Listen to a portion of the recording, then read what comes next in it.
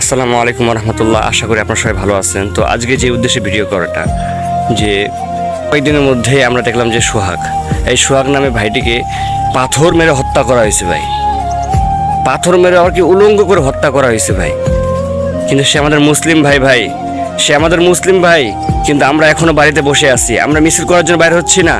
আমরা চাইলে কিন্তু মিছিল করতে পারি। আমরা যেভাবে সেই স্বৈরাচারী হাসিনাকে বাইর করছি ভাই দেশ থেকে, ঠিক সেম টু সেম আমরা যে আবার একবার মিছিল শুরু করি, আমরা যে আরেকবার আমাদের জনতা যে খেপে যায়, তাহলে অবশ্যই এই অপরাধীগুলো, এই ময়লাগুলো, এই বিষাক্ত জিনিসগুলো আমাদের দেশ থেকে দূর হয়ে যাবে।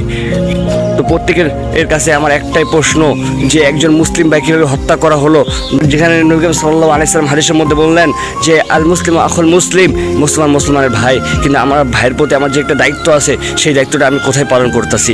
আর সেই দায়িত্বটা আমি কোথায় পালন করতেছি? আমি তো বাড়িতে বসে আছি, আমি তো মিছিল করার জন্য বাইরে হচ্ছি না। আমি বাড়িতে ঠিকই খাইতে পারতাছি, কিন্তু সেই সোহাগের পরিবার নিয়ে একটাবার ভাবলাম না সে সুখে আছে কিনা। কিন্তু আমরা কিরকম ভাই, আমরা এতটাই নির্দয় ভাই, আমরা কি এখনো ভাই মিছিল করার জন্য বাইরে হতে পারবো না ভাই? এখনই বাইরে হয়ে যান ভাই। আপনি যদি আজ মিছিল করার জন্য বাইরে না হন ভাই, তাহলে কালকে ভাই এই ঘটনাটা আপনার সাথে ঘটতে পারে। তো এখন আপনার কাছে প্রশ্ন আমার, যে আপনি কাপুরুষের মতো বাড়িতে বসে থাকবেন না মিছিল করতে বাইরে হবেন?